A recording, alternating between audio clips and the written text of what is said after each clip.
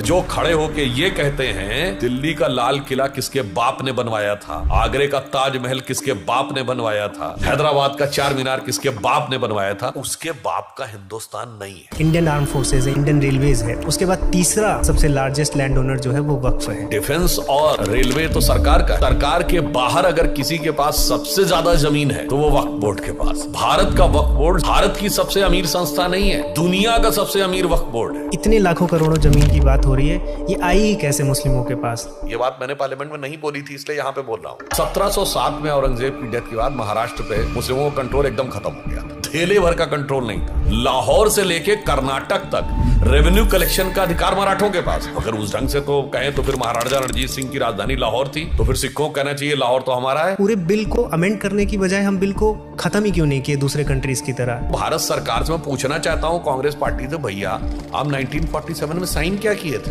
एक आम गरीब किसान की प्रॉपर्टी हो और वो सरकार को देने से मना कर दे तो सरकार सुप्रीम कोर्ट तक लड़ती है। यहाँ छोड़ दिया सरकार ने, ले जाओ भाई, बगैर कागज के। तुमने कहा, हमने मान लिया। बहुत से प्रदेशों में कुछ दंगे हो रहे हैं, जैसे अभी JNK असेंबली में हमने देखा कि अल्लाह अकबर के नारे लगते हैं। जम्मू कश्मीर में जो हो रहा है बहुत दुखद है, आपत्तिजनक है, और ये कहीं ना कहीं उस जहनियत का प्रतीक है कि अभी तक वहां की पार्टियां 370 की मानसिकता से बाहर नहीं आ पाई। जो हिंदू वर्ग है उसको भी कहीं ना कहीं बीजेपी से कुछ जो आकांक्षाएं थी वो पूरी नहीं हुई हैं। चर्च को नहीं कंट्रोल कर रहे हैं, मस्जिदों को कंट्रोल नहीं कर रहे हैं, तो उसमें हिंदू मंदिरों को क्यों कंट्रोल करना है? और क्या इसके लिए बीजेपी सरकार कुछ कर रही है?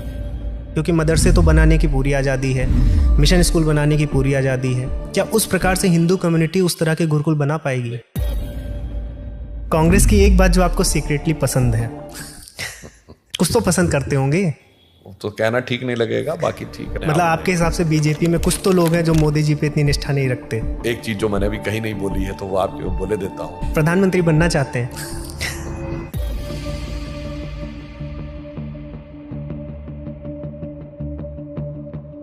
सुधांशु जी नमस्कार। नमस्कार। आपका हमारे चैनल पर स्वागत है। अभी हाल में ही हम सभी ने आपकी राज्यसभा में जो स्पीच थी वक्फ अमेंडमेंट बिल को लेकर, पूरे देशवासियों ने सुना है और बिल भी पास हो गया। तो अब पास होने के बाद जन सामान्य को इस बिल के बारे में ज़्यादा रुचि आ गई है। एक प्रत्येक व्यक्ति जानना चाहता है कि मामला है क्या।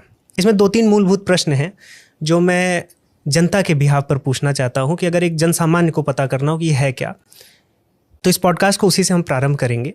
पहला प्रश्न यही है कि जब हम वक्फ के बारे में सुनते हैं, इंडियन आर्म फोर्सेज है या इंडियन रेलवेज है, उसके बाद तीसरा बड़ा सबसे लार्जेस्ट लैंड ओनर जो है वो वक्फ है।